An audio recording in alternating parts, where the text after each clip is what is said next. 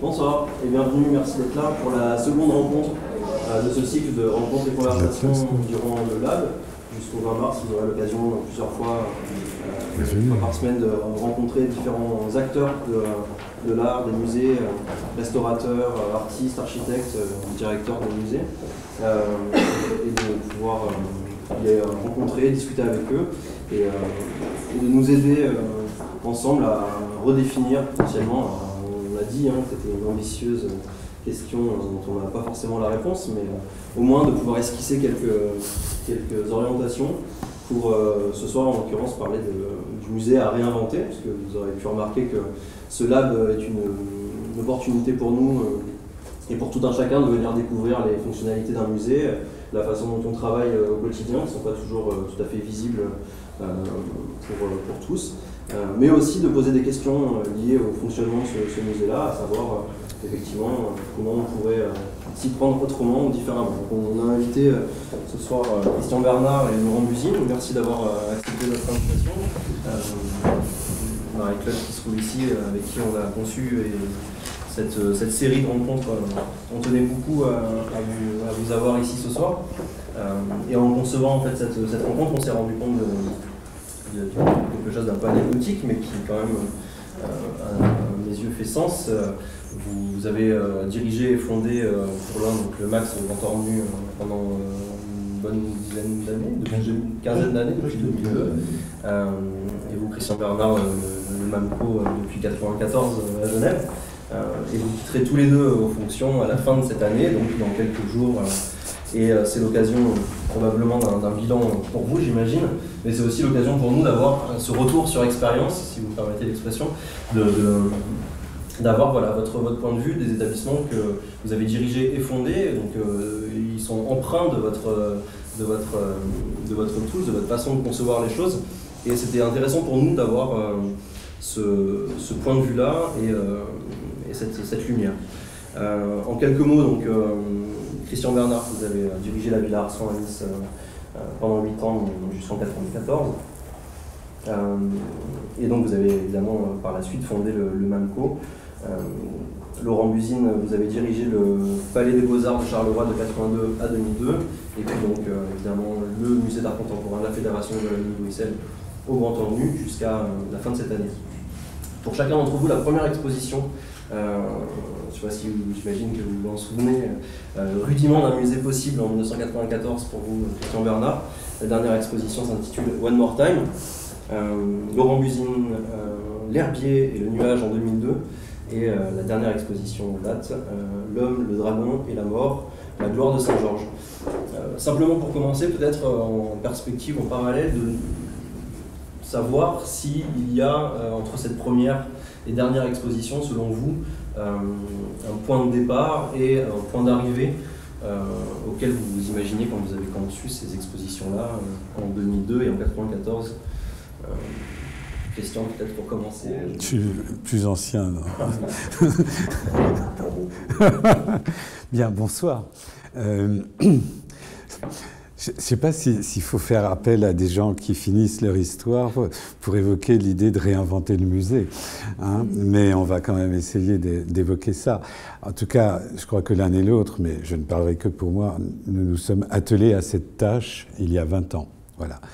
Et effectivement, pour répondre plus précisément à votre question, toute une série de données qui étaient mises en place à l'ouverture était programmatique, et ce programme a été conduit à son terme, et la dernière exposition en témoigne. Voilà.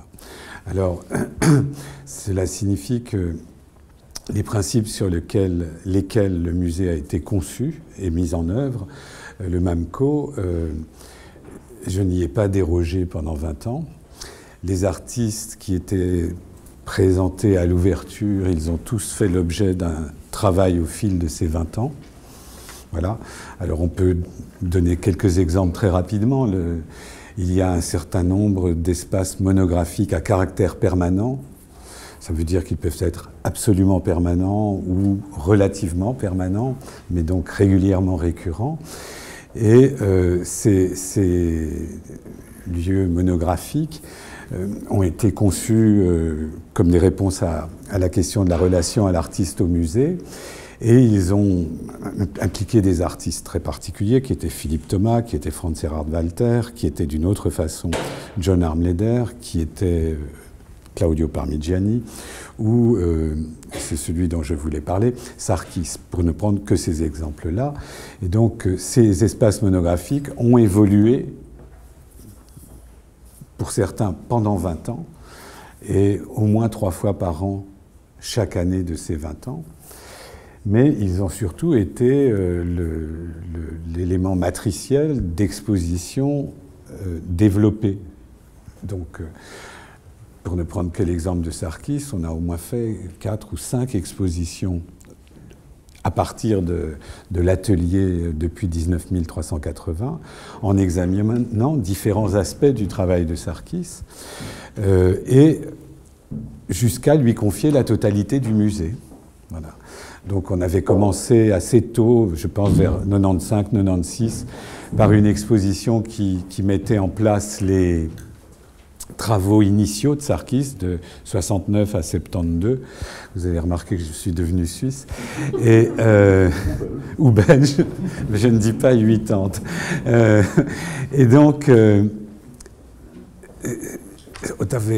on était parti du travail le plus récent, on était remonté à l'origine du travail, puis il y a eu toutes sortes d'expositions intermédiaires, jusqu'au moment où on a fait une rétrospective qui couvrait la totalité de sa vie d'artiste jusqu'au jour de l'ouverture, et qui occupait la totalité du musée, c'est-à-dire une quarantaine de salles. Donc voilà le type de données.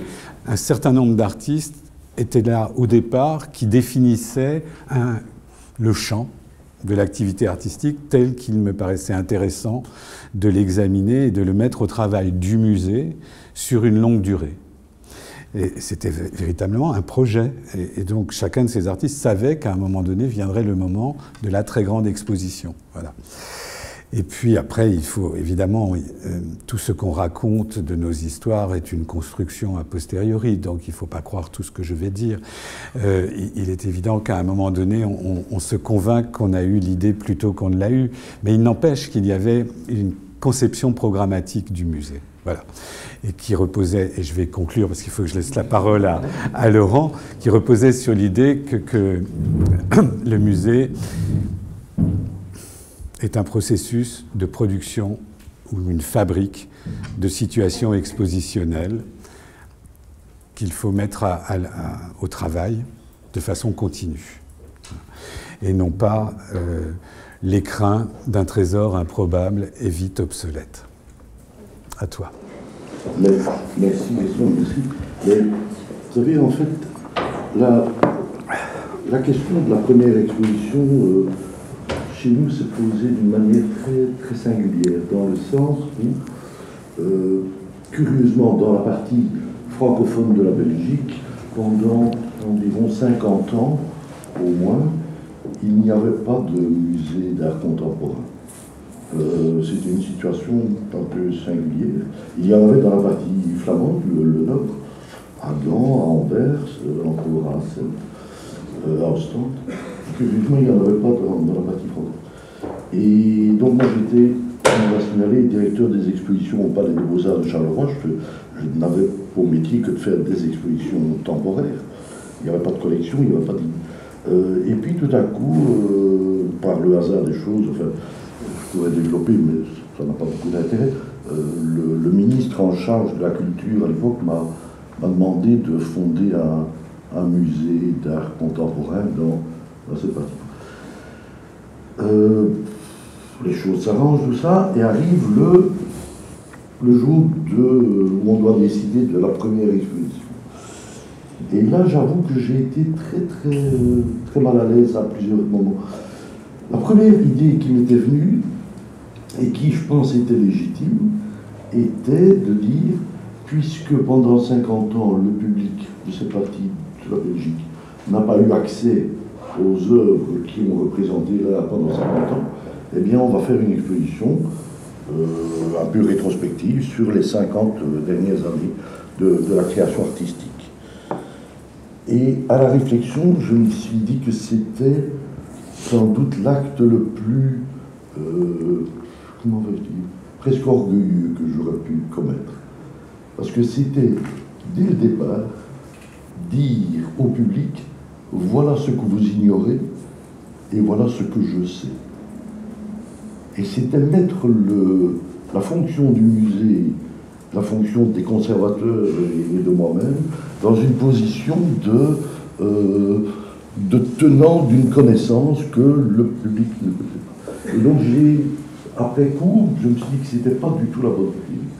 Et qu'au contraire, il fallait trouver une solution pour que la première exposition, qui est quand même quelque chose comme un manifeste, inévitablement, la première exposition qu'un musée fait quand il se crée, c'est presque un manifeste de dire voilà ce que l'on manifeste.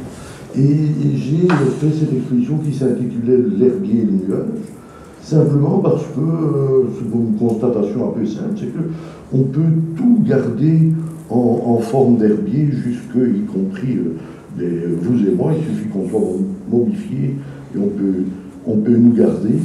Il n'y a vraiment que les nuages que dans le monde on ne puisse pas garder, dont on ne puisse pas garder la trace.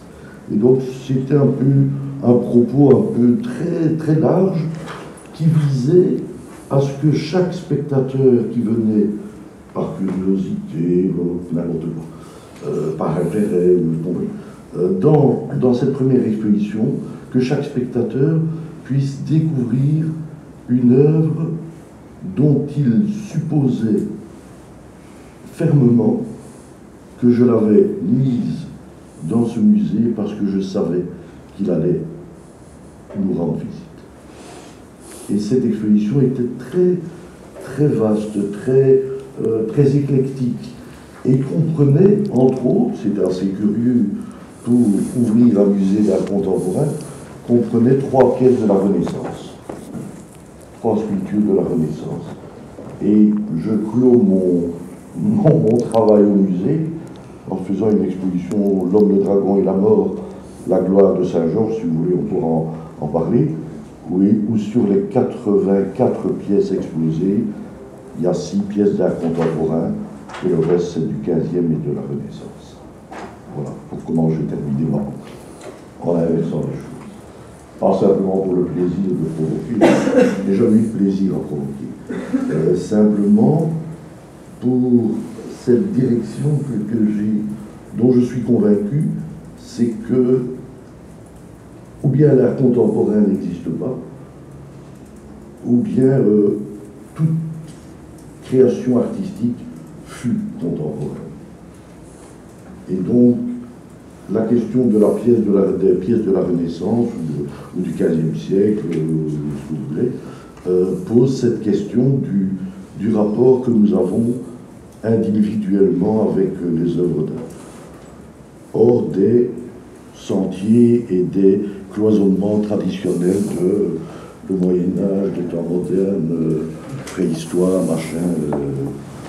Nous avons vu tout à l'heure, Christian, on en est témoin, tout à l'heure en visitant ce beau musée, nous avons vu des automates qui sont du 18e, 19e, je ne sais pas trop, 19e. On en a été ébahis, stupéfaits, magnifique. Monsieur qui est là dans le fond nous a fait part de ses connaissances. On a passé un moment aussi extraordinaire que dans l'atelier d'un artiste. Pourquoi diable nous flagellerions-nous pour nous empêcher d'avoir des émotions, des plaisirs, tout ce que vous voudrez, des moments de vie qui dérangeraient à l'art contemporain stricto sensu.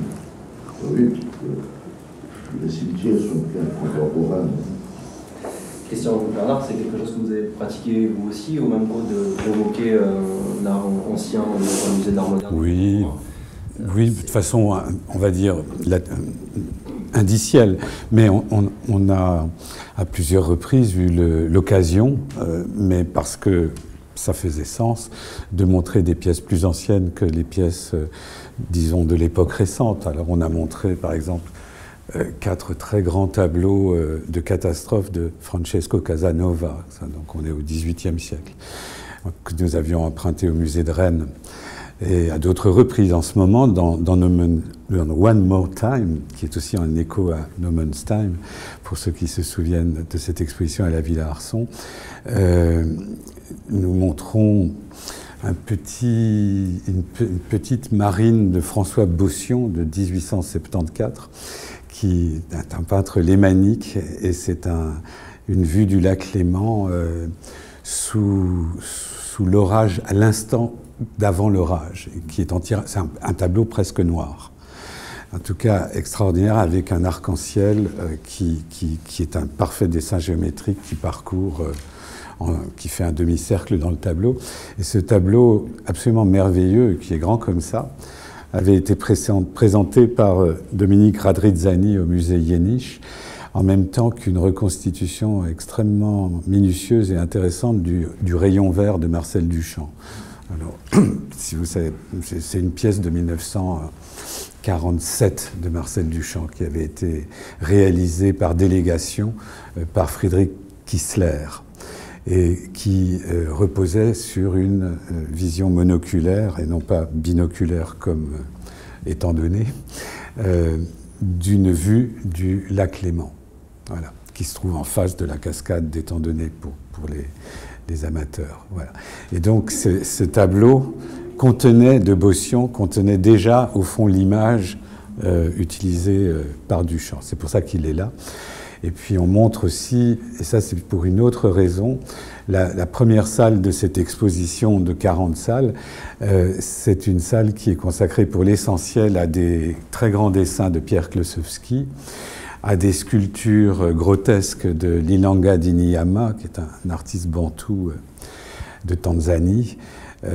C'est des sculptures polychromes burlesques, tout à fait extraordinaires. Et elles font des gardes du corps à un tableau de Carlos Schwabe de 1907, qui est en fait un tableau qui a à peu près 30 ans de retard, puisque c'est l'année des Demoiselles d'Avignon et que c'est une sorte de tardive version de la peinture symboliste, on va dire.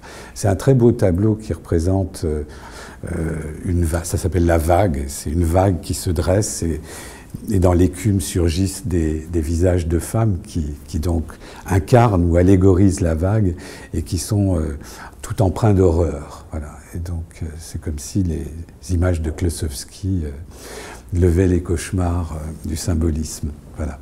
Donc là on met au travail des œuvres, évidemment dans des relations nouvelles. C'était, si je peux conclure là-dessus, avant de donner à nouveau la parole à Laurent, le travail du musée, c'est la production des contextes.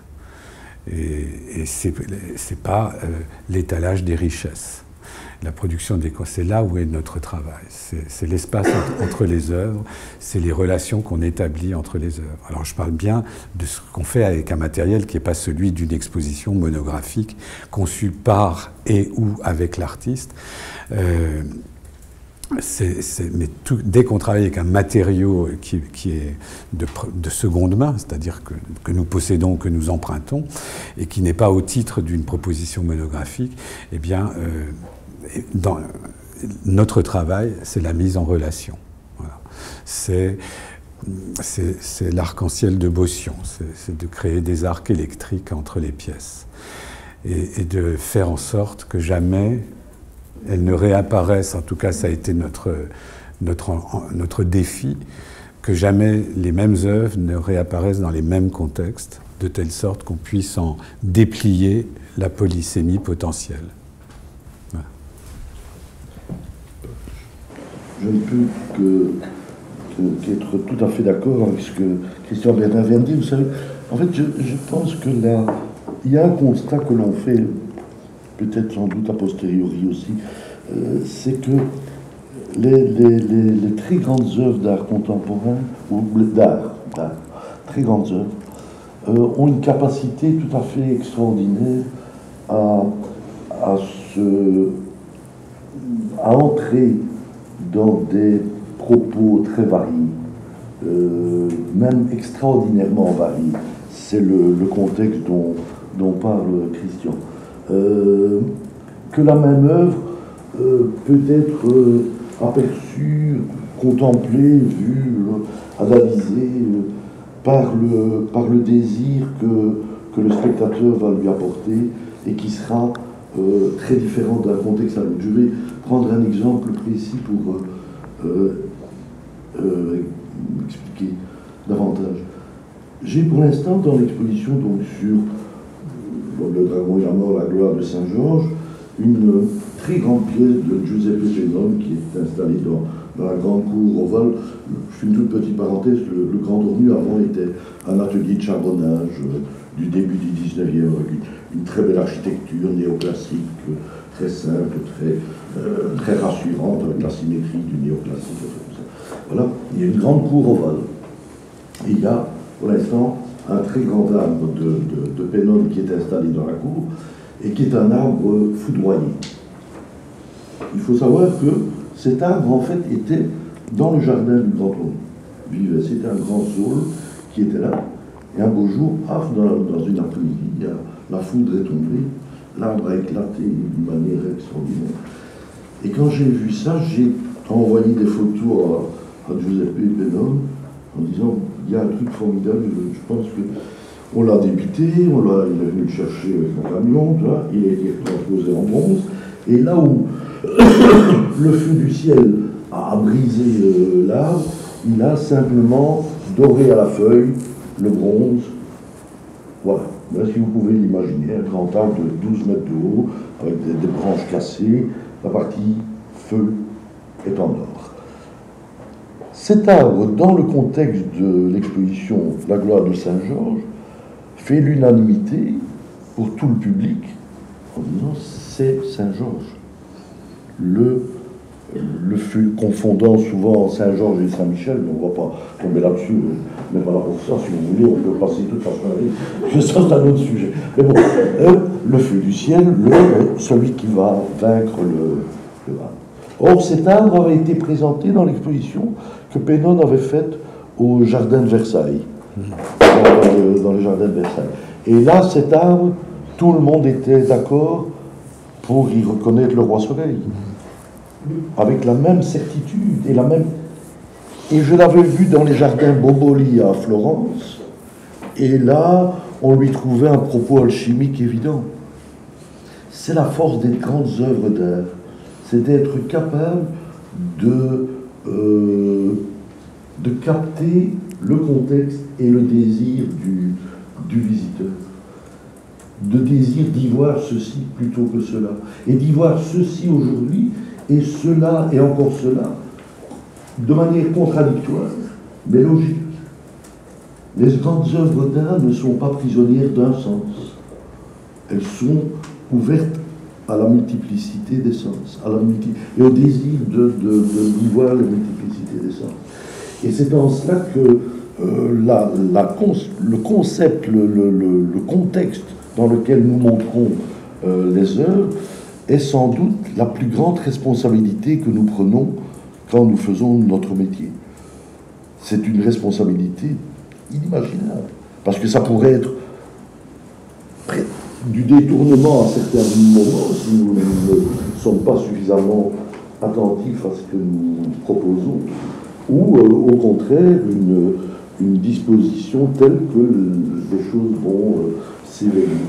Et c'est en effet la condition essentielle de ce métier, mais qu'on apprend. Hein.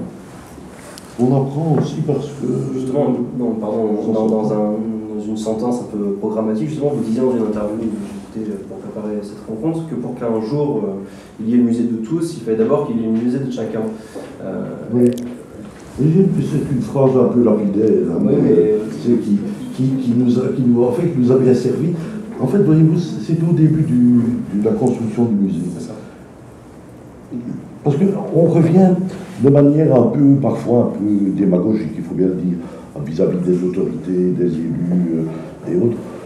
Voilà, on ouvre le musée, et c'est un musée d'art contemporain, il faudrait que tous y aient accès. On est tout à fait d'accord là-dessus, je ne vois pas pourquoi on ne serait pas d'accord. Mais l'idée de construire un musée qui serait le musée de tous, c'est presque une idée tyrannique, c'est presque une idée despotique. Il faut d'abord que chacun s'y retrouve pour qu'il devienne enfin le musée de tous, et pas l'inverse. Parce que même n'importe quelle tyrannie, n'importe quel despotisme est méprisable. S'il est d'abord le musée où chacun, et c'est pour ça que cette première exposition était si diversifiée, parce que ainsi chacun pouvait peut-être s'y retrouver. Et je vais vous raconter une petite histoire. Je vous prie de m'excuser, mais j'adore raconter des petites histoires. Voilà, vous ne plus traîner, vous avez un peu de temps devant vous, là, comme moi aussi, Et en fait, lors de cette première exposition, donc de l'ouverture du musée, évidemment, je suis venu le dernier week-end, parce qu'on est toujours un peu inquiet, puis on veut voir un peu ça. Et il y a une dame qui s'est approchée de moi, et pendant le temps de la première exposition, on avait fait des quantités de journées gratuites, ouvertes au public, enfin tout ça. Et il y a une dame une petite dame comme ça, et je ne ferai pas de plan sur la comète en disant que sans doute, c'était pas quelqu'un qui fréquentait assidûment les musées. C'était quelqu'un qui devait vivre dans mon entourage de voisinage du musée. Qui est socialement assez libre. Et elle vient près de moi, elle avait reconnu ma part, qu'on avait vu à la télévision. Et puis gentiment, elle m'explique que c'est la 3e ou 4e fois qu'elle vient pour la même exposition. Et alors je m'étonne, et elle me dit oui, je viens et je viens revoir toujours la même pièce. Et évidemment, je n'aurais jamais osé lui demander quelle était cette œuvre-là. Parce que ça, c'est plus notre rôle, c'eût été la pire des impudeurs de lui demander, ça lui appartient à elle. Mais je pense que cette dame n'a pas su à quel point elle m'a dit que j'avais pas trop mal réussi mon métier ce jour-là. Ça vous dit pas quelque chose, ça, Mission Bernard? Oui, non, mais on a tous des anecdotes comme ça.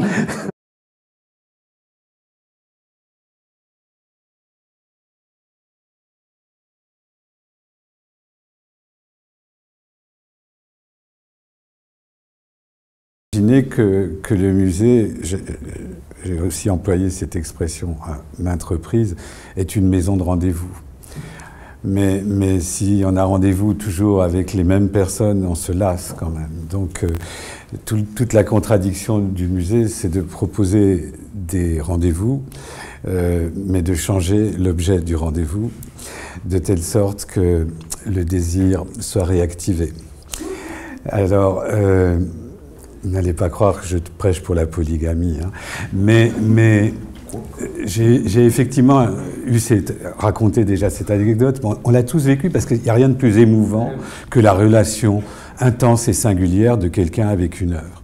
Voilà, c'était un jour, j'étais à Essen, qui est une ville où on a seulement envie de se suicider, et c'était le 14 juillet, et il faisait très chaud, et l'orage menaçait, et je me suis demandé ce que je faisais là, et j'ai pris le train pour Münster, et je suis arrivé à Münster, et il était midi et l'orage éclate, parce que c'était un gros orage.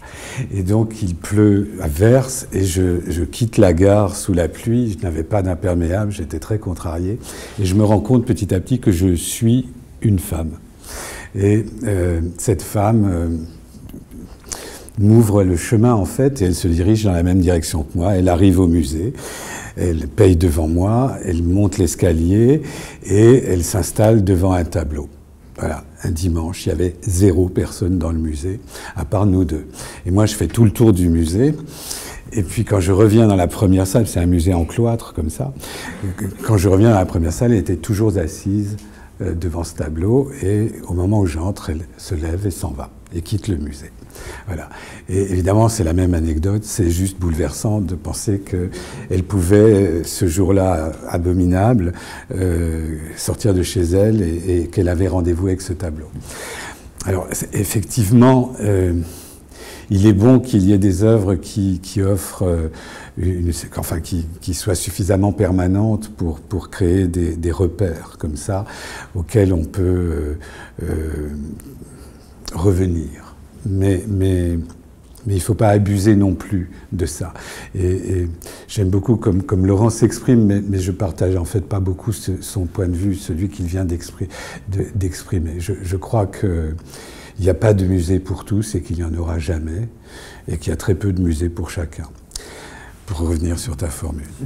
Et c'est une illusion des classes moyennes cultivées de croire qu'on peut faire des musées pour tous.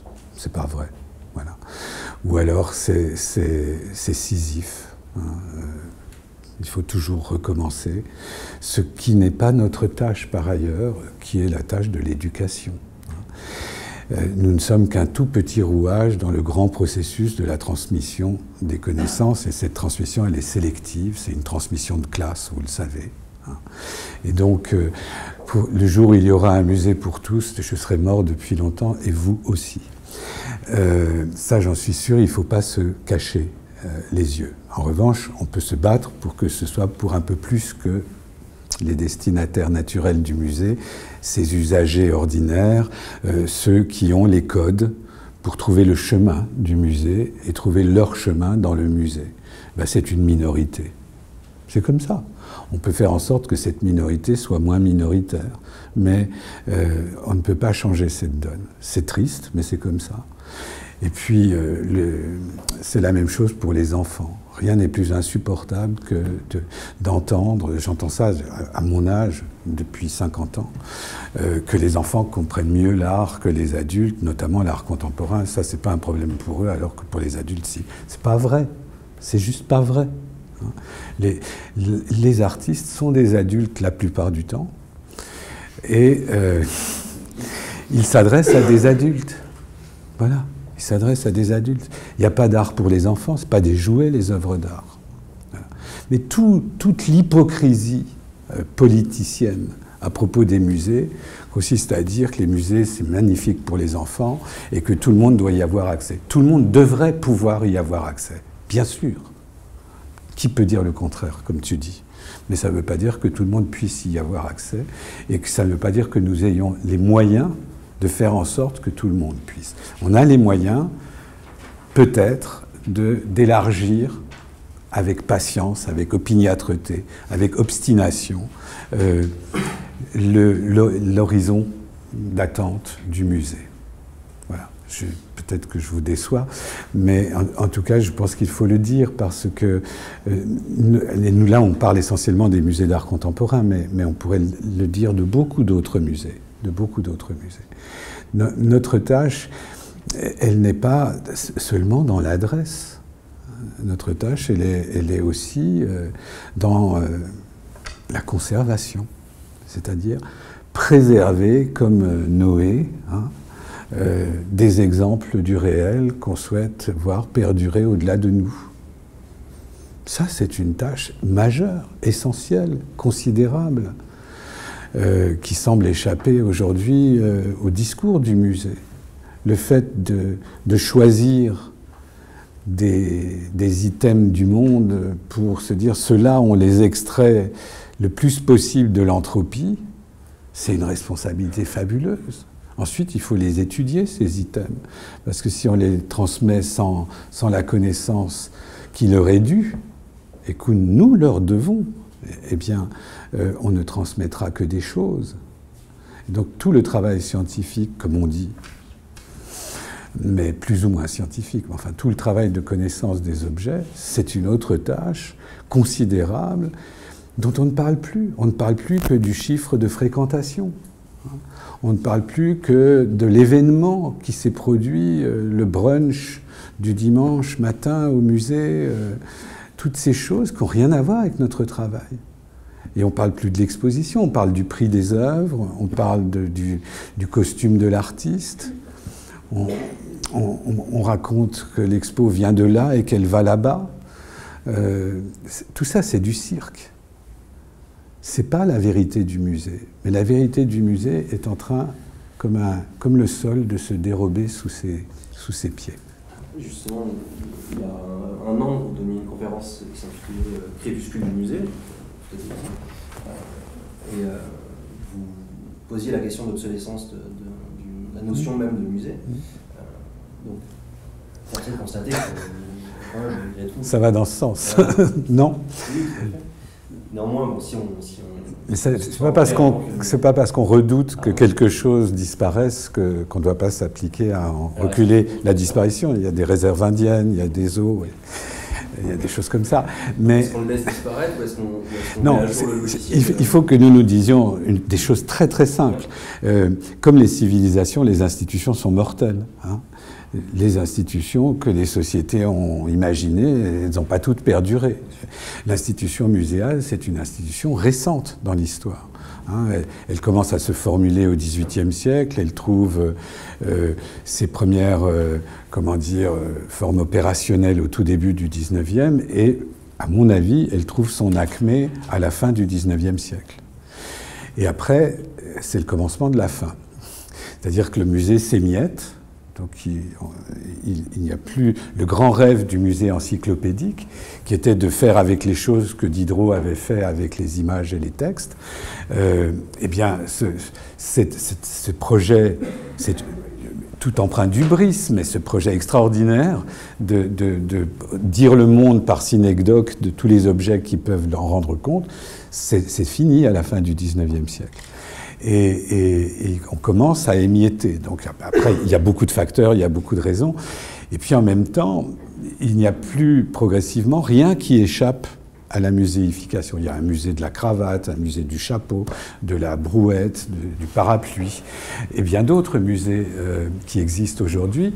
Et tant mieux, hein, ça fait des emplois protégés. Mais ça veut dire qu'il n'y a plus que le processus de muséification tourne en rond. Hein, voilà. Il s'auto-alimente. Voilà. Et puis, on a inventé les musées d'art moderne, puis très vite on s'est rendu compte que l'art moderne c'était fini, donc on est passé au musée d'art contemporain. Et puis, il faut bien admettre que la question du contemporain, elle est devenue massivement problématique. Alors, on peut dire tout à fait ce que disait Laurent, et je le partage, mais on peut aussi dire à l'inverse que tout ce que nous recevons au nom de l'art est contemporain. Parce que nous le regardons depuis le contemporain, avec notre conscience contemporaine, avec les éléments de savoir, de représentation, notre structure de réception. Mais on a affaire déjà à cet émiettement extensif du musée. Ensuite, on a affaire à un dévoiement de sa vocation conservatrice, de sa vocation scientifique, au profit d'une vocation événementielle et politique. Et les 30 dernières années, on a construit quasiment un musée d'art contemporain par mois sur la surface du globe. Vous imaginez ça? Il s'en ouvre 10 par an en Chine. Pourquoi? Mais en tout cas, sans doute, c'est formidable. Hein. Ça donne du travail aux architectes et ça donne de la publicité aux politiques. Hein.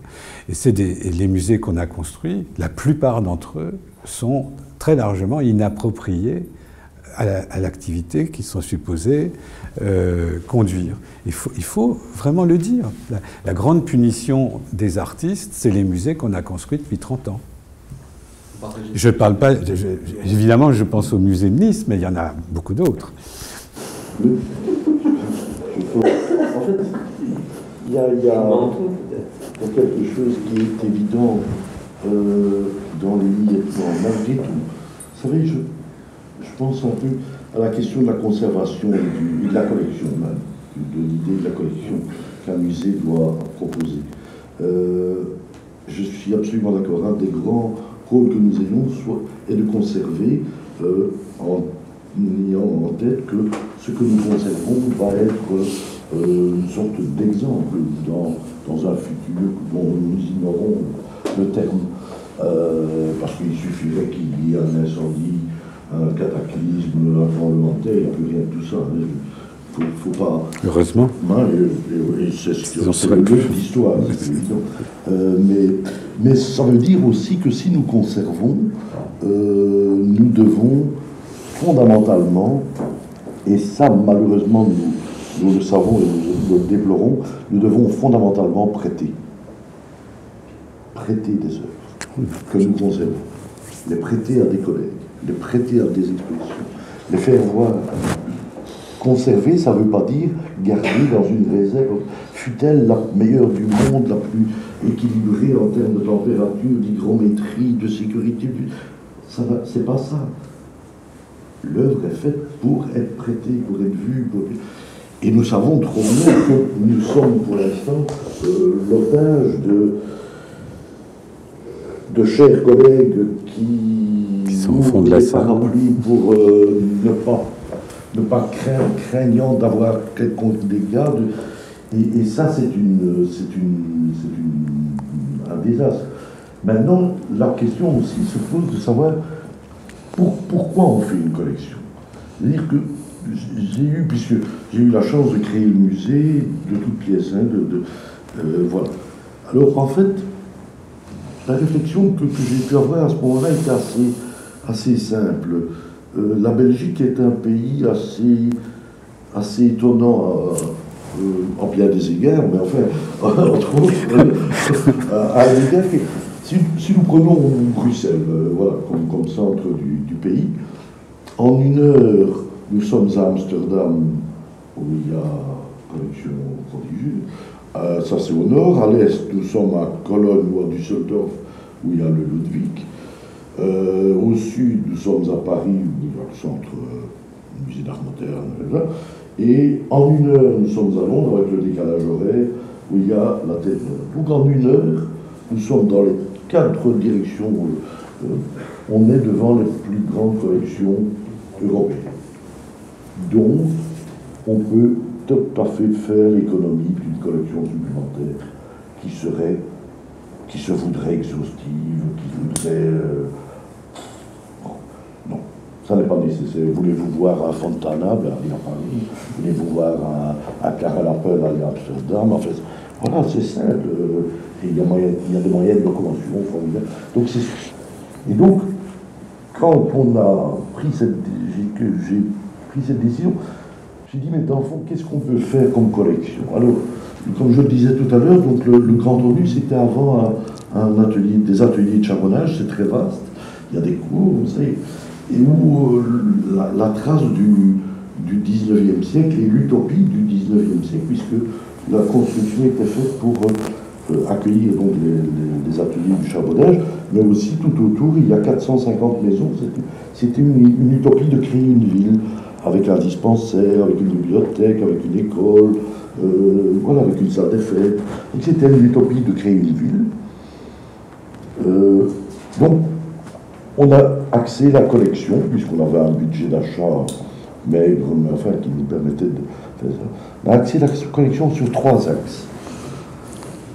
L'axe de l'histoire, à savoir tout élément, grand ou petit, du souvenir, de la mémoire, qui y intervient. Vous savez, on croit toujours qu'on est le résultat des maîtres ou des personnes importantes qu'on a eu la chance de rencontrer, et on se rend compte peut-être à mon âge que depuis l'âge de 14 ans, je recherche le parfum d'une dame que j'ai croisée dans un train.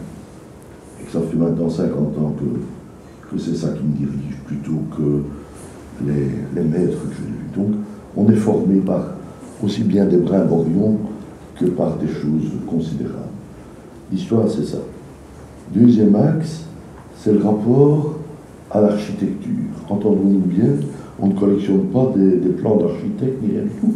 Le rapport à l'architecture, c'est que toute architecture dit toujours quelque chose de la société dans laquelle elle a été réalisée. Que ça soit la meilleure ou la pire des architectures. Je ne vais pas parler du bâtiment qui est à côté, ni celui-ci, qui est un autre exemple curieux d'architecture. Mais toute architecture dit toujours quelque chose du contexte social. Et comme par ailleurs l'histoire dit quelque chose qui m'est singulier, l'architecture peut dire quelque chose du contexte. Ça peut être l'urbain, et le paysage, le bâti et le non-bâti, voilà, c'est l'architecture dans son sens le plus large du terme. Et enfin, troisième axe, c'est le poétique. Le poétique me permet de connaître aujourd'hui des émotions, des sentiments, peu importe, que d'autres éventuellement connaîtront encore. Et nous avons basé la collection sur ces trois principes. Ce qui fait que c'est une collection qui est ne pourrait même pas se concevoir, n'aurait pas de sens, si elle n'était conservée au grand ordre. Mais qui fait que, curieusement, nous avons seulement 300 pièces, hein, c'est une petite collection, et j'ai déjà prêté 600 fois. Certaines pièces ont été demandées plusieurs fois, et cette collection, dans son côté singulier, curieux, est un objet qui est très demandé par des gens qui veulent faire une exposition dans un principe tout à fait singulier. Et donc je pense que c'est peut-être ça qui peut nous sauver, c'est de trouver un moyen pour qu'une collection ne soit pas à l'identique des centaines. À ce sujet, pour rebondir sur ce que vous disiez aussi dans un autre vous disiez le musée, vous imaginez le musée de demain, en conclusion d'une interview, comme une supérette au coin de la rue. C'est-à-dire potentiellement quelque chose qui serait... J'ai dit ça. Oui, vous avez dit ça. Je vous donnerai la source. Sur le site internet du Mamco, d'ailleurs. En plus. Il est temps que je me retire. Mais vous aussi, vous le faisiez. Oui. C'était la conclusion d'une... Oui. Mais je peux rebondir là-dessus. Ouais.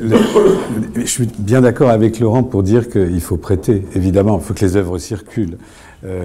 Les détenir, c'est pouvoir en faire profiter le plus possible. C'est de plus en plus difficile d'emprunter et de prêter. Prêter, c'est facile si on prend le risque. Toutes les œuvres qui voyagent sont fragilisées, c'est vrai. Quel est le premier risque pour l'art?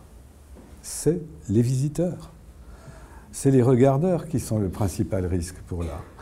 Et le vandalisme, c'est presque rien dans les comment dire, dégradations des œuvres. C'est la distraction, la naïveté, l'arrogance, la malignité des adolescents, enfin toutes ces choses que nous connaissons bien. Donc, chaque fois qu'on prête, on fait courir un risque aux œuvres. Mais des œuvres qui ne courent pas de risque, courent en tout cas pas le risque de contribuer à ce à quoi elles étaient vouées. Hein. Donc, il faut les prêter. C'est ça que je voulais dire. Ensuite, la question de la collection.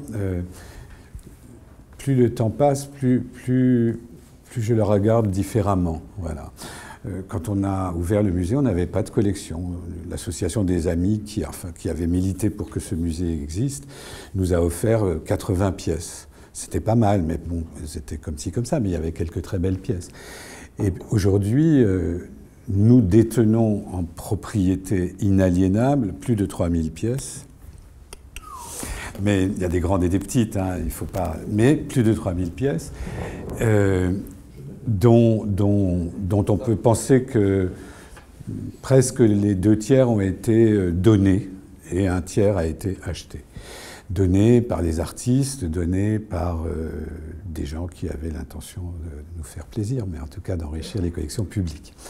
Et puis, nous possédons plus de 3500 œuvres qui sont déposées au musée, sans condition d'exposition, sans restriction, et qui proviennent d'une centaine de sources privées et publiques. Fondations privées, fondations publiques, artistes, collectionneurs. Ces dépôts sont stables à 80% depuis 20 ans. Donc. Et puis, nous avons un accès extrêmement aisé aux autres collections publiques du canton de Genève. Musée d'art et d'histoire, fonds municipal de décoration, fonds cantonal de décoration, c'est des collections d'art contemporain en fait. Ça fait 3 sources supplémentaires. Voilà. Alors déjà pour moi, et puis nous avons un accès très facile à toute une série de collections privées à Genève. Oui, il suffit de téléphoner en disant j'ai besoin de telle pièce, est-ce que je peux venir la chercher? Voilà, parce que c'est des gens qui sont fédérés autour du musée. Donc on travaille largement avec plus de 15 000 pièces, si on veut, disponibles en théorie. Donc on a l'embarras du choix, si je puis dire. Mais pour moi, c'est ça la collection. La collection, c'est premièrement l'ensemble des œuvres avec lesquelles nous pouvons travailler sans délai et sans condition pour produire nos expositions. Ce n'est pas les œuvres que nous possédons, c'est tout ce qui nous est accessible, disponible, librement et généreusement. Mais, et là j'ouvre une fausse parenthèse, hier je parlais à Toulouse de Paul de Vautour, qui est quelqu'un qui compte énormément à mes yeux, comme vous pouvez savoir, et qui a marqué, je pense, Nice et la ville à Arson. Beaucoup, et dans un texte, dans son allocution sommaire, que vous connaissez peut-être, qui est cette petite vidéo de 7 minutes 30 que je recommande à tout le monde comme antidote au musée et à l'exposition, il conclut à peu près en disant il n'y a plus lieu de faire des expositions. C'est son point principal, il développe ce point depuis longtemps, et il dit l'exposition est née en même temps que les grands magasins et elle s'achève en même temps que apparaît le commerce en ligne. Je trouve très, très belle cette formule. Il y a toute une part de l'art qui se développe hors de l'exposition. Et il y a de plus en plus de propositions au nom de l'art qui se développent autour de l'exposition. Mais en même temps, l'exposition a été le mode d'existence, d'apparition, de formulation, de production de l'art depuis les grands magasins, c'est-à-dire en gros depuis la deuxième moitié du XIXe siècle. Donc l'histoire de l'exposition est une histoire courte, et c'est aussi une histoire déjà très fragilisée dans son présent. Et c'est l'histoire même de la production de l'art moderne et contemporain. Et en même temps, on a les historiens de l'art, et il y en a parmi vous, mais je ne les mets pas en cause, pour l'essentiel ont écrit l'histoire de l'art moderne comme histoire des œuvres, histoire des artistes, et jamais histoire de l'exposition. Le trou noir de l'historiographie, c'est l'histoire de l'exposition. On connaît très mal les expositions du XIXe siècle, du XXe siècle. On en connaît quelques-unes parce que par hasard, elles sont documentées. Ouais. Tout le monde fait des cours interminables sur l'expo d'Ada de Berlin. Eh ben, on a 2 photos. Il y a 7-8 photos sur l'expo. Il y a un peu plus, il y a une douzaine de vraies photos utiles sur l'expo internationale du surréalisme de 1938. C'est tout, et c'est une expo des mieux documentées. Quelles sont les seules expositions systématiquement documentées au XXe siècle? C'est les expositions de la Maison de l'Art allemand à Munich, c'est-à-dire les expositions nazies. C'est les expositions les mieux documentées. Et allez voir sur le site du Haus der Kunst, hein, c'est absolument génial. Moi, j'ai travaillé sur ces gros classeurs qui maintenant, tout ça est numérisé. Vous pouvez vous promener dans toutes les grandes expositions, les grosses Ausstellungen de l'art allemand, organisées depuis Entartete Kunst jusqu'à la fin, la chute du Reich, eh bien, vous pouvez vous promener dedans, on les connaît par cœur, parce qu'on a l'archive.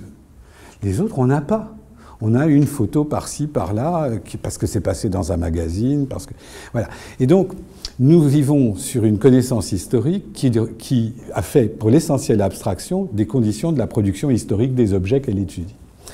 Alors, ce que je veux dire maintenant à propos de la collection d'un musée, d'une institution qui fabrique des expositions et des situations expositionnelles, eh bien, c'est aussi l'ensemble de ces situations expositionnelles. Et notre devoir, c'est de les mémoriser et de travailler avec ces éléments de mémoire comme un matériau. Je veux dire par là que nous, enfin moi je considère au MAMCO que nos expositions sont un répertoire que je réactualise régulièrement. Et enfin, et pour terminer et revenir à Paul de Vautour, qui a été quand même, je pense, le premier à formuler que le mode d'existence principal de l'œuvre d'art, c'était le mode conversationnel, hein, eh bien je pense que la collection du MAMCO, c'est aussi l'ensemble des souvenirs qu'en emportent les visiteurs et des conversations que nourrissent ces souvenirs. La collection, ce n'est pas une liste de pièces écrites sur un inventaire avec des restaurateurs qui ne veulent pas qu'on y touche. C'est l'ensemble du processus d'existence de l'œuvre d'art dans la cité. C'est ça ce que j'appelle une collection. C'est ça réinventer le musée pour moi. Et c'est ça qui me faisait poser la question, effectivement, de cette question de territoire dont vous parliez dans la construction d'une collection et de la façon de le diffuser. Parce que, effectivement, ce que vous disiez dans l'interview dont je parlais tout à l'heure, c'est qu'effectivement, le lieu du musée de la grande ville qui regroupe ces propositions-là pouvait tout à fait exister. Néanmoins, et vous l'avez mis en place avec le Malcolm, avec un programme Oral Mur qui continue de fonctionner aujourd'hui, et qui fonctionnera encore demain, c'est justement le fait, et peut-être ce que les FRAC auraient pu ou mettre en place dans une certaine mesure en France, c'est à la fois cette présence sur le territoire avec un établissement, mais aussi une diffusion dans des établissements plus ou moins grands, plus ou moins au coin de la rue de chacun, comme cette supérette dont on parlait tout à l'heure, et qui pourrait être le point, le trait d'union entre le tout un chacun et le visiteur habituel du musée, celui auquel on donne rendez-vous et on sait qu'il va venir, il est là ce soir, mais celui qu'on n'a pas habituellement, il faut qu'on aille le chercher. Donc là par exemple, il se trouve qu'il y a une vidéo qui tourne en boucle dans la rue ce soir et qui donne le message d'un artiste, et au-delà de ça, la façon dont nous-mêmes on a voulu, dans une certaine mesure, le mettre en scène et lui donner un sens qui serait autre dans une certaine mesure. Mais ces outils-là, est-ce que vous pensez qu'on a encore des choses à faire par rapport à ça? Est-ce qu'on s'est raté dans une certaine mesure aussi? Est-ce qu'il faut l'inventer, le réinventer, ou est-ce que Je pense, vous parliez des FRAC, c'est vrai qu'on a connu la création des FRAC, et que, enfin, en tout cas je parle pour moi, je crois qu'à ce moment-là, et surtout dans la partie francophone de la Belgique, on a vu ça comme une sorte d'utopie extraordinairement généreuse, puisque nous n'avions rien de... On avait fait une expo. On a fait une expo, c'était très curieux en fait, c'était une expo où j'avais réuni des pièces du FRAC Nord-Pas-de-Calais et du FRAC Rhône-Alpes.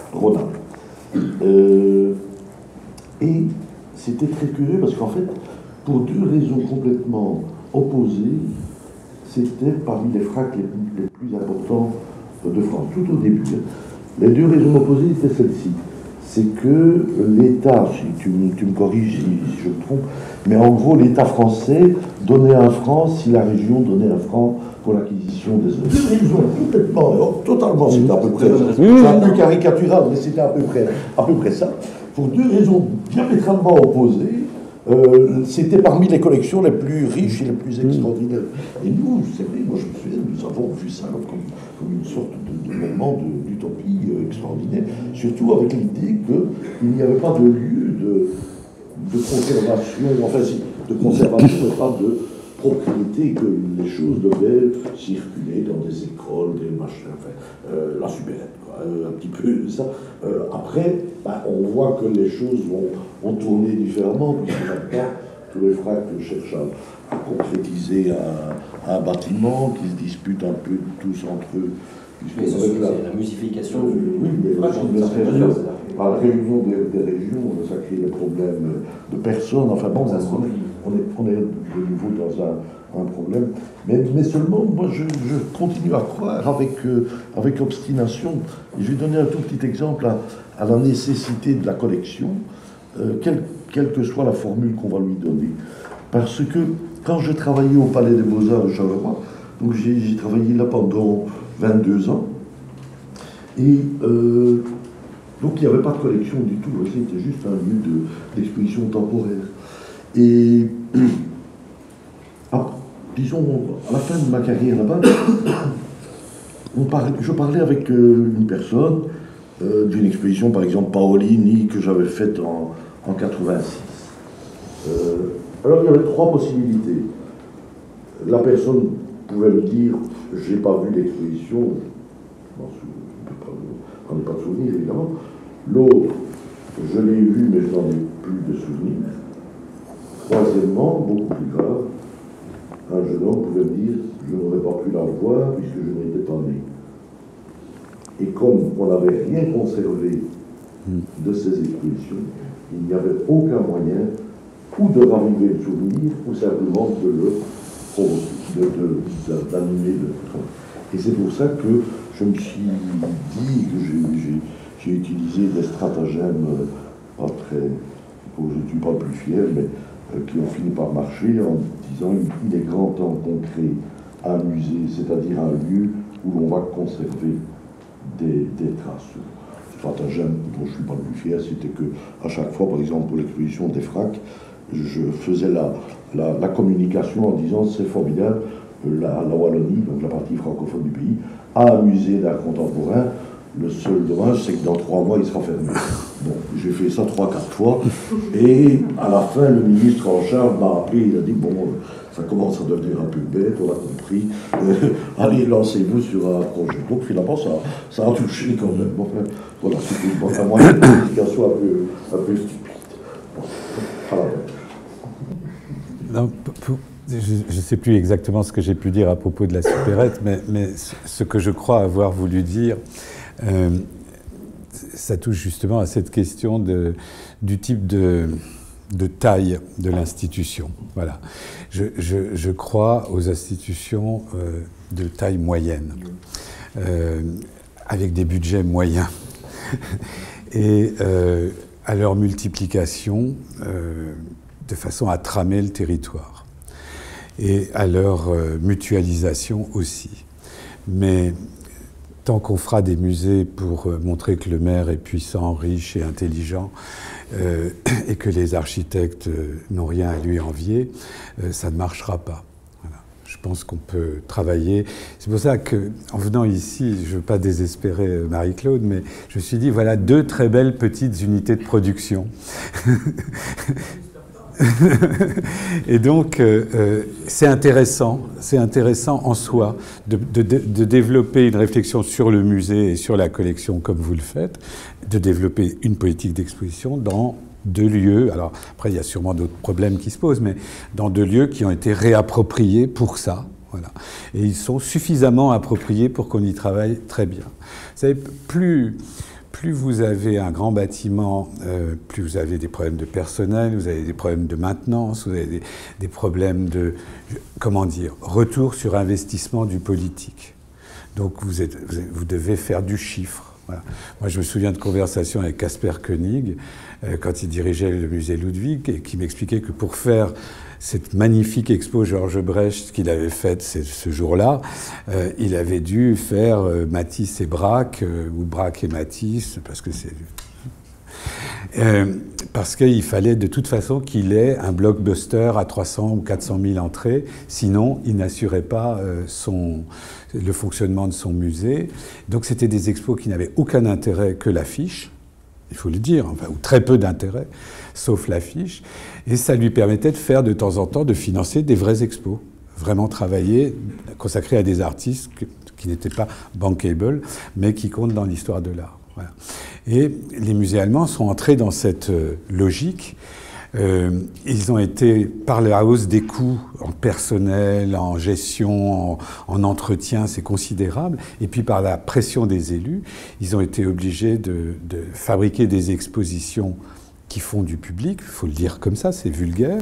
Et donc pour faire ça, ils se sont mis ensemble, et donc les expos tournent, et donc il y a un appauvrissement de l'offre, il y a moins de diversité d'offres, il y a moins de singularité d'offres, et il y a un appauvrissement de l'invention, de la découverte, parce que c'est des expositions consensuelles, et c'est dans les intervalles, dans les creux, qu'il faut regarder ce qu'ils font, les musées. C'est vraiment terrible, il faut le dire. Donc, si votre budget reste limité, on peut se plaindre tous les matins de ne pas pouvoir dépenser comme on veut, mais on est moins sous la pression du politique. On est moins sous la pression des puissances financeuses. Elles ne sont pas toujours politiques. La question de la pression du marché aussi. Bien sûr. Vous avez commencé vos activités. Le marché a beaucoup changé, il a pourri notre existence, mais c'est comme ça. Mais disons que les unités de production moyennes, elles peuvent fabriquer leurs visiteurs, elles peuvent fabriquer leur socialisation, elles peuvent infuser la cité, parce qu'elles ne sont pas l'otage ni des architectes, ni des politiques, ni du marché. et elles peuvent s'engager dans des enjeux de long terme parce qu'il n'y a pas de plan de carrière pour les institutions moyennes. C'est pour ça que vous partagez aussi Ben moi, je suis ravi d'avoir travaillé pendant ma carrière à Charleroi. Une exposition d'un artiste à Charleroi ne va pas lui faire gonfler son chiffre. Et à Ornu, encore moins. Ornu, c'est vraiment un truc perdu. Parce que nous sommes entrés dans le maquis depuis pas mal d'années. Que heureusement que nous avons qu'il existe des lieux qui sont hors d'une nécessité de l'actualité. C'est beaucoup plus... on travaille sur le fond de notre métier. Vous savez, moi je vois Ornu, le truc, c'est bon, c'est au sud de la Belgique. Alors tous les gens qui habitent Bruxelles me disent c'est loin. Bruxelles, c'est pas plus loin pour moi monter à Bruxelles que de descendre. Ça paraît beaucoup plus loin. C'est subjectif. Bruxelles-Ornu est beaucoup plus long que Ornu-Bruxelles. Allez savoir pourquoi. Bon, donc c'est très loin. Mais l'avantage, c'est que tous les gens qui viennent pour longtemps.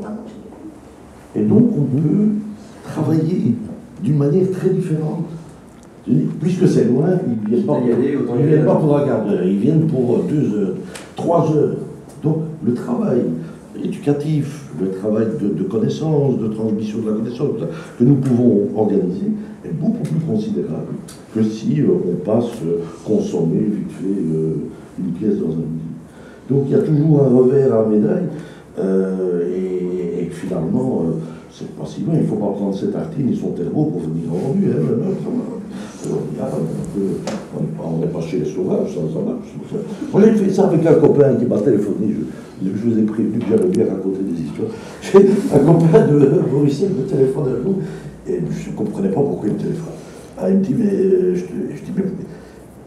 je suis allé à Ornu. Je dis, tu me téléphones pour me dire que tu es venu à Ornu. Ah ben écoute, je dis, pas de problème. Chaque fois que j'irai à Bruxelles, je te le ferai savoir. Je l'ai fait pendant une semaine.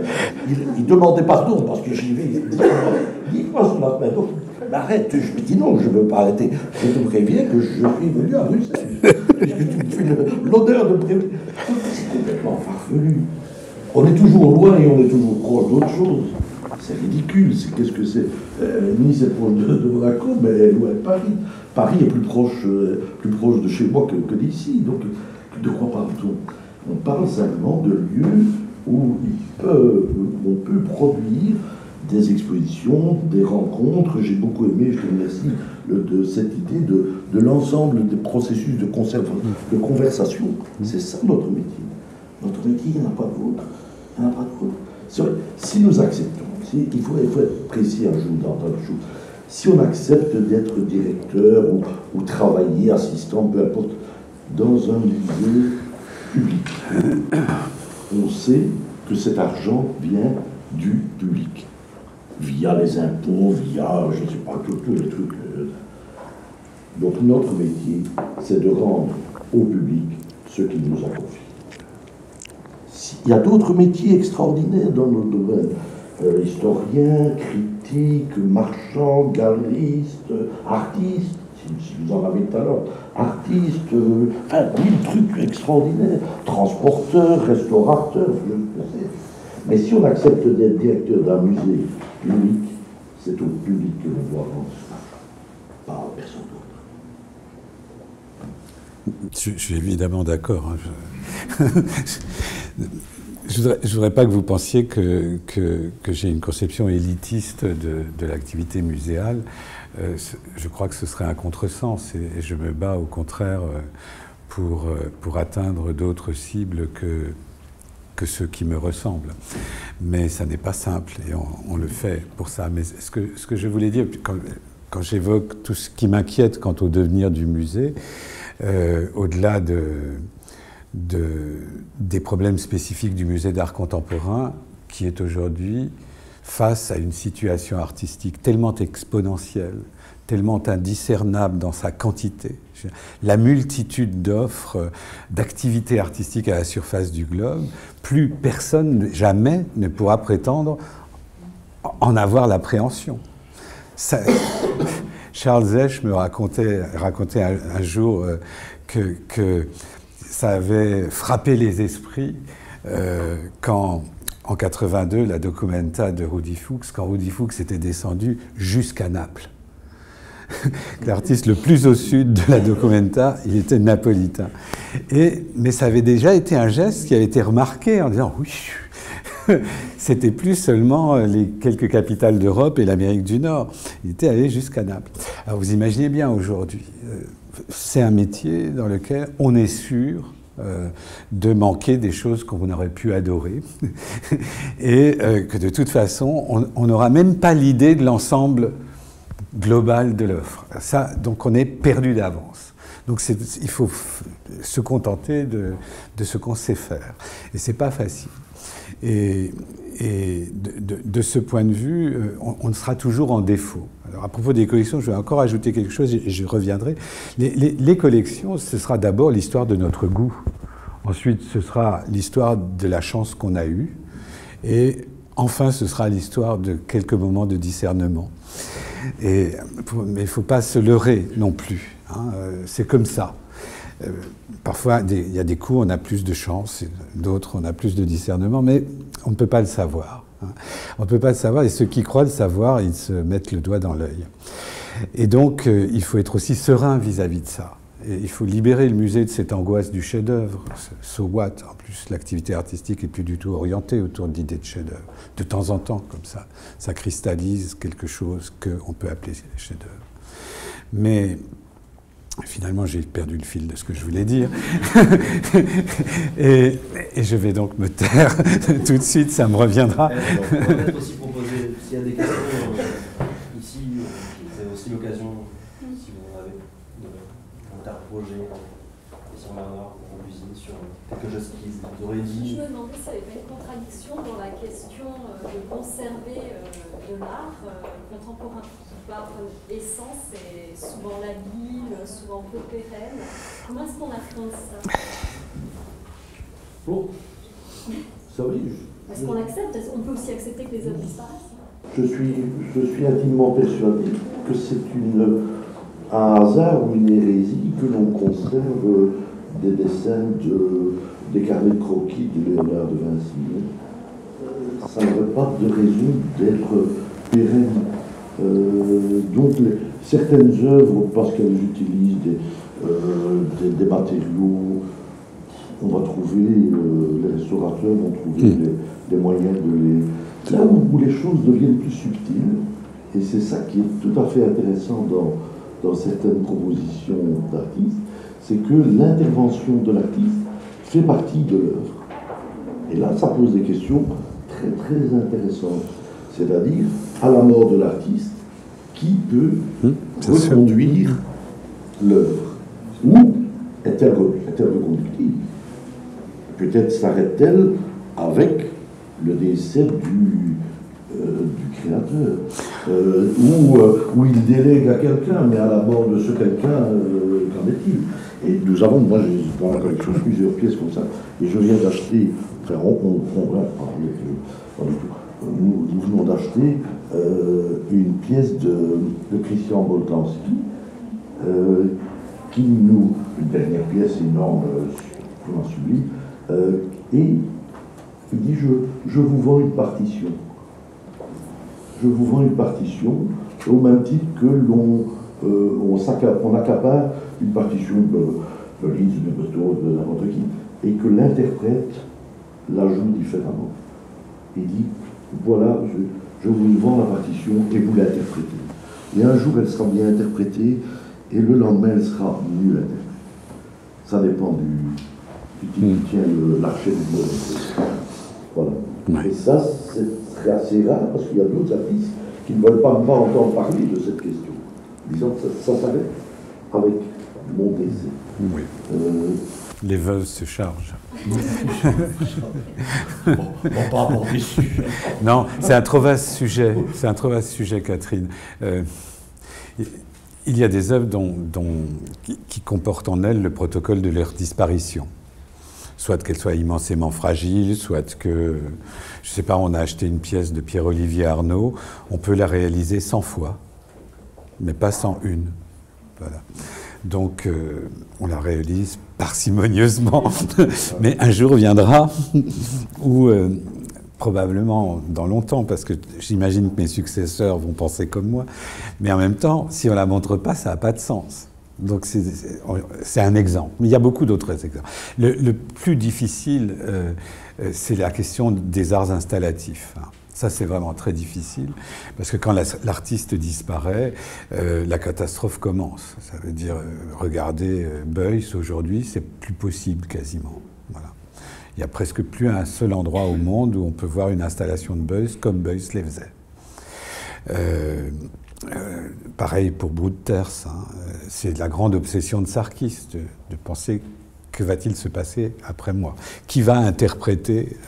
Donc, c'est comme ça que j'ai fait la rétrospective avec lui, parce il a voulu que je mette en scène son travail pour voir ce que ça ferait quand il serait mort. Il l'a dit comme ça. C'était terriblement difficile pour moi, évidemment. Mais par exemple, son atelier au musée, où il vient travailler plusieurs fois par an, il est convenu qu'à sa mort, on le confie à un autre artiste. Voilà. Donc, pour qu'il poursuive au moins certains aspects de ce travail et qu'il en introduise d'autres. Voilà. Mais ça, c'est des questions trop techniques. Nous sommes obligés d'assumer la contradiction que nous devons conserver ce qui n'est pas conservable. Voilà. Trouver le moyen de le faire. Alors on le fait plus ou moins bien. Les protocoles deviennent illisibles. Tout ce qui est numérique, je veux dire, le nombre de choses qui se perdent, qui sont déjà perdues, qui étaient encore fraîches avant-hier. Tout ça, c'est bien qu'il y ait des choses qui se perdent, mais c'est bien qu'on lutte contre l'entropie. C'est notre job. Voilà. Même si c'est contre l'artiste d'une certaine façon. Sans aller jusqu'à violer le duc, et c'est pas mal non plus, on est obligé de travailler dans cette contradiction. Non, mais j'ai retrouvé le fil de ce que je voulais dire. Oui, Fred. J'ai une petite question. Oui. Tout à l'heure, tu parlais de production exponentielle. Oui. Est-ce que ce ne serait pas aussi ça, l'entropie? Alors, on peut la penser comme ça, oui. Oui, bien sûr. Il y a une accélération de l'énergie, là, c'est sûr. Mais je ne peux pas dire plus que oui, on peut le penser comme ça. Mais en même temps, c'est génial qu'il y ait tant d'activités artistiques en ce moment. Voilà, je trouve que c'est impensable, le processus de globalisation. On est tous en train de lire des trucs là-dessus et d'essayer de comprendre. La réalité de ce que c'est que la globalisation, c'est extrêmement difficile à penser. Et des effets qu'elle produit, qui sont des effets multiples, pervers ou pas pervers. Je veux dire. Donc, nous traversons une époque absolument faramineuse de ce point de vue. Et la révolution numérique, qui est contemporaine de cette globalisation, engage une mutation anthropologique. Je ne vois pas de meilleur mot pour dire ça, c'est encore une métaphore, mais ça va devenir une réalité, qui change complètement la nature même du rapport de l'homme au réel.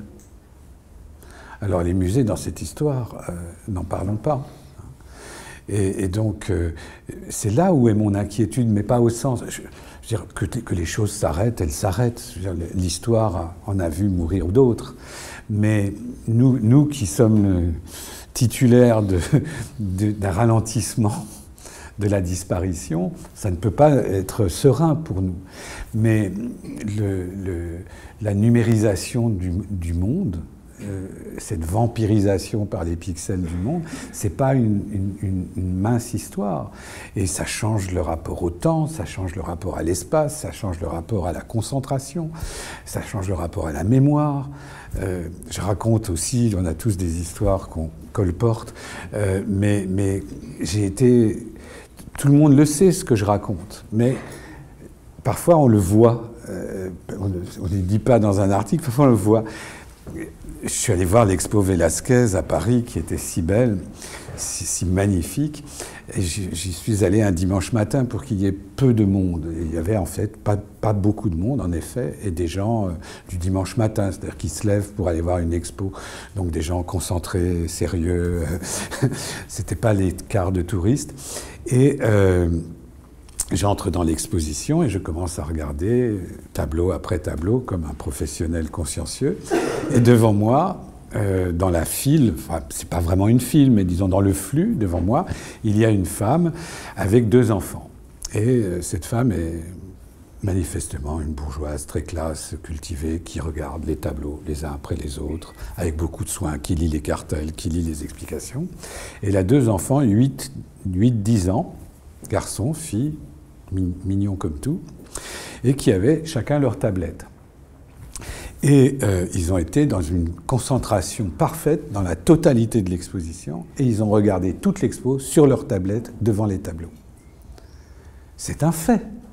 Et ils vérifiaient, en levant l'œil un instant, que c'était bien le tableau qu'ils étaient en train de regarder qui était devant eux.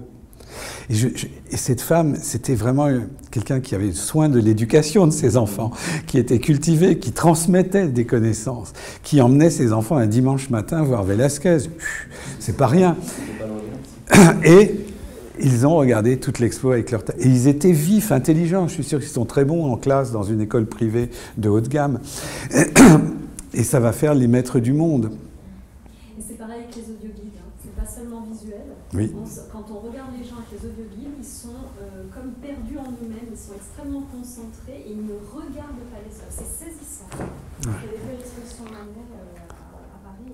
C'est un peu dommage. Hein.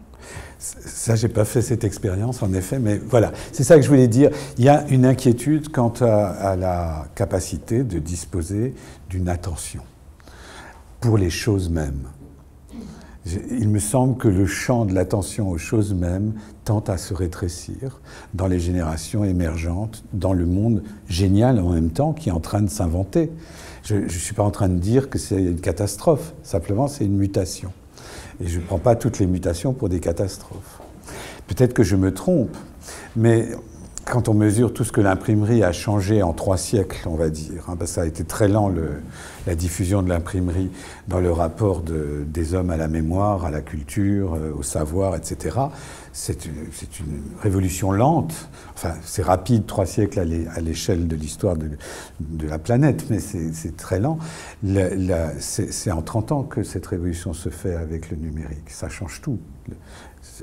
Là, il y a un enjeu, et le musée, s'il s'adonne au numérique, il met la clé sous la porte. Nous sommes les conservateurs de la poussière que plus personne ne songera même à balayer. Mais... S'il y a d'autres questions, je pense que c'est clairement la conclusion de cette soirée. Ça va réinventer le musée. Ou pas, s'il y a d'autres... Si quelqu'un qui a une balayette quelque part, qui nous fasse...